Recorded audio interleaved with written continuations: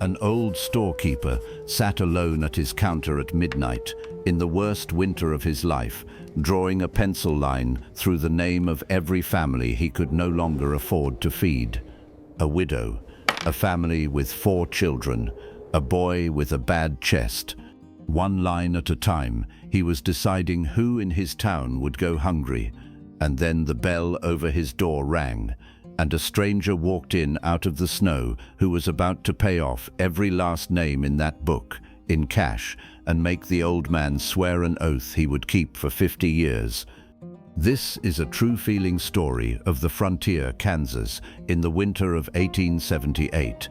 Stay with me, because what the stranger made him promise is the part nobody saw coming.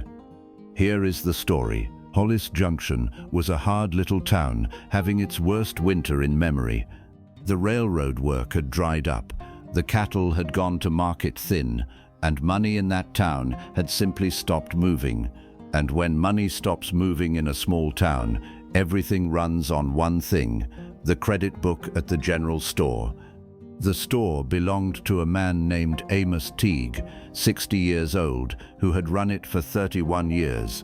Half the town owed him. He carried them on credit: flour, salt, coffee, lamp oil, medicine, and wrote every cent of it down in a thick leather ledger he kept under the counter. By that December, the ledger held more than $400 in debt that everyone, Amos included, knew would never be paid. Wherever you're watching from, drop it in the comments. I'd like to know how far this one travels. Amos Teague was not a hard man, but he was a cornered one, and a cornered, decent man will do hard things. He had his own note at the bank in the next town, and his own suppliers down the rail line wanting their money, and a wife at home who needed a doctor he could not afford to send for. So every winter it came down to the same terrible arithmetic at his own counter, late at night, with the ledger open in front of him and the lamp burning down. He could not carry everyone. He had tried 2 winters running and nearly lost the store for it, and a closed store would feed nobody at all. So he would have to cut some families off, stop their credit, which in that town, in that winter, with the snow 4 feet deep on the roads, did not mean a polite inconvenience. It meant stop their food. He sat there the night this story happened, with a stub of pencil and the open book, and he went down the list of names he had known his whole life, and he made himself draw a line through the ones he could no longer afford to feed. The Vans, out on the creek road, with 4 children under 10. Old widow Pratt, who had buried 2 husbands and had nobody left. The Cole family, whose youngest boy had a chest that whistled when he breathed and a cough that the cold made worse. Each line he drew across a name felt like a small killing, and Amos knew it, and his hand shook as he did it, and he drew them anyway, because the numbers in that book left him nothing else in the world to do. It was near midnight and snowing hard when the bell over the door rang. A man came in out of the storm, stamping the snow off his boots, beating it from his shoulders, a tall, lean man in a long, dark coat with his hat pulled low and ice caught in his short beard. Amos had never seen him before in his life. Strangers were rare in Hollis Junction in the best of weather, the town being off the main roads and on the way to nowhere in particular, and a stranger at midnight in the middle of a blizzard was a thing that simply did not happen. The man stood a moment, letting the warmth of the stove reach him, and he looked around the dim store, the half-empty shelves, the barrels, the single guttering lamp, the old man behind the counter with his sad open ledger and his stub of pencil, and he took it all in the way certain men take in a room, all at once and quietly, the way a man does who has learned that the details of a room can be the difference between living and dying. "You're open late," the stranger said. His voice was low and even. "Doing my accounts," Amos said. "What can I get for you, mister?" "There's not much left on the shelves this time of year, but you're welcome to what there is, and welcome to the stove a while either way. Bad night to be out." The stranger did not answer that. He nodded at the leather book on the counter. "That the credit ledger?" Amos said it was. "Town owes you a good deal, I expect. Hard winter." "Hardest I've seen," Amos admitted, and he didn't know why he was telling a stranger his business, except that it was late and he was tired, and the weight of those lines he'd been drawing was sitting on him heavy. "Truth is, I was just deciding who I can keep feeding and who I can't. It's not work I'm proud of." The stranger was quiet a moment. Then he asked the question that changed the night. "How much?" he said. "All of it, every name in the book." "How much would it take to wipe that ledger clean?" Amos Teague almost laughed because it was an absurd question from a stranger in a snowstorm. But the man's face was not joking, so Amos turned the ledger around and ran his finger down the columns, page after page, 31 years of small kindnesses gone sour into debt, and he added it in his head the way he'd added it 100 times. $412, he said, and 60 cents. "But mister, nobody's going to—" The stranger was already reaching into his coat. He set the money on the counter in front of Amos Teague. $100 bills, and then smaller ones, counted out slow and exact in the lamplight. More cash money than Amos had seen in one place in years. $412. And then the man laid down a few coins on top of it. "And 60 cents, he said. "Pay it all off, every name. The Vans, the Pratt widow, the Cole boys' family, all of them. Mark every account paid in full, tonight in your own hand, before you sleep." Amos Teague stared at the money on his counter and could not make his mouth work. When he could, he said, "Mister, I don't. These people, they'll want to know who. They'll want to thank you. The whole town will." And the stranger shook his head, slow and firm, and said the thing that Amos Teague would carry for the rest of his life. "No. That's the one condition. You don't tell them. Not my name, not my face, not that it was anybody at all. You let them think you forgave the debt yourself, or that some fund did it, or the church, or the good Lord. You let them keep their pride, and you keep my name out of it. A gift that puts a man in debt to you isn't a gift. It's just a different kind of owing. These people have owed enough this winter." "Then why?" Amos said. "Why do it at all if nobody's ever to know it was you? A man does a thing this size, he's owed his name on it at least." The stranger was buttoning his coat to go back out into the snow. He stopped at the question, and for a moment the easy control went out of his face, and something old and tired and honest showed through underneath it. "Because I've taken money off of people at the point of a gun," he said. "More than once, more than I'll ever account for in this life. Men who worked hard for it, some of them, same as these families worked for what little they've got, and it doesn't balance. I know that.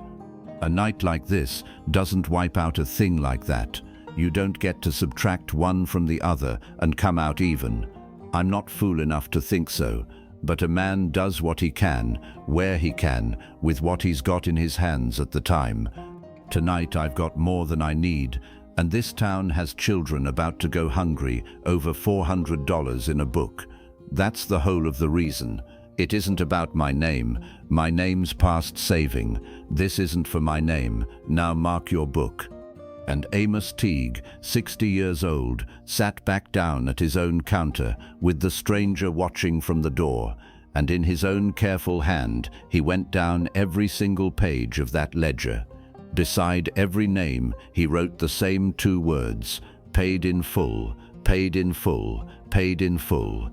The Vans, out on the creek road, paid in full. Old Widow Pratt, paid in full. The Cole family, with the boy whose chest whistled, paid in full. 31 years of names, families he had watched grow up and grow old and go into debt one hard season at a time. Every account wiped clean, page after page, while the stranger stood silent by the door with the snow coming down white behind the black windows. It took a long time. The lamp burned lower, and the whole while the lines Amos had drawn through those names earlier that night sat there above the new words, crossed out and then redeemed, the killing and the mercy both written in the same book in the same hand. When it was finally done, Amos closed the heavy cover and his hands were shaking, and he looked up to thank the man just once more. But the bell over the door was already swinging. The stranger was gone, out into the storm, and when Amos hurried to the door and looked, there was only a single line of boot prints already filling with snow, and far off the shape of a man getting up onto a horse, and then nothing but white. Amos Teague kept his word. He never told a living soul. When the vans came in that week, hats in their hands, shamed down to the ground, to ask if they might have just a little more flour on credit to get the children through to spring, Amos told them gruffly that their account was square, that he'd had a better season than folks knew and cleared the old books, and that he'd thank them not to mention it again. He told Widow Pratt the same thing when she came, and pressed a sack of coffee on her besides. He told the Cole family the same, and slipped an extra tin of the boys' chest medicine into their order and waved off the cost. He played the part of a gruff old man who'd gone unexpectedly soft, and he played it well because the alternative was breaking a promise he'd made in the lamplight to a stranger in the snow. He let the whole town believe that old Amos Teague had simply, quietly, out of his own pocket and his own heart, forgiven everything everyone owed him in the worst winter anyone could remember. Some of them thought he'd lost his business sense. Some of them wept right there at the counter. A few tried to pay him back later when times were better, and he would not take it, and not one of them, not in 50 years, ever knew that there had been a stranger at all. And the town came back. Spring came, the way it always does, even after the worst winters, and the snow went off the roads, and the railroad work came back, and money started to move through Hollis Junction again. And the families Amos had been about to cut off that night, the ones who would have gone hungry, or sick, or worse, before the thaw, came through the winter hole, the Cole boy's chest mended with the warm weather and the medicine the old man kept slipping the family for free. The Van children grew up on the creek road. Widow Pratt lived another 9 years and never knew, and every single one of them grew up, or grew old, believing they owed their survival of that killing winter to the gruff and secret kindness of the old storekeeper, a belief Amos Teague was proud to let them hold for the rest of his life, because it was so much smaller and so much safer than the truth, and because a promise was a promise.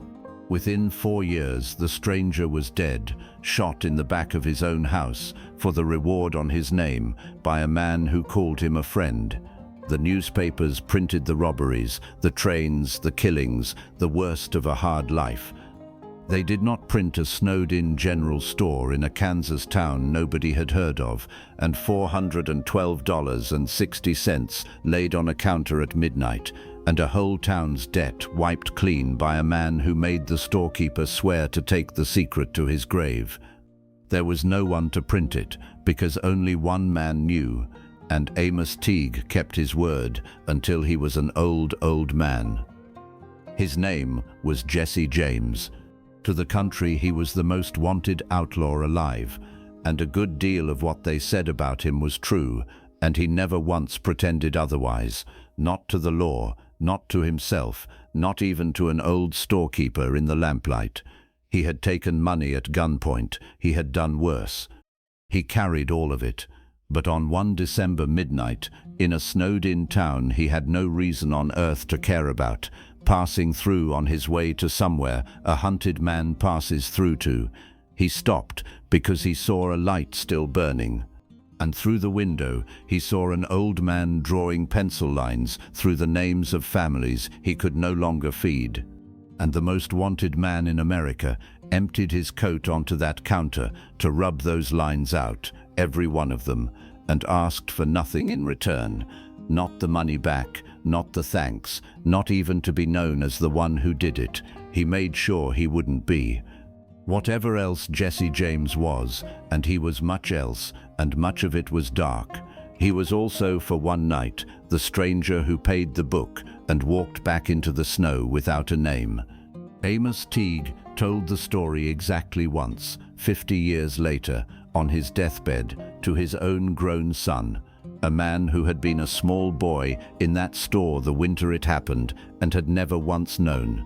And when the son, astonished, asked his dying father why the stranger had sworn him to such deep secrecy all those years, why a man would do a thing that large and demand that no one ever know, the old storekeeper gathered the last of his strength and said, because he didn't do it to be a good man in people's eyes.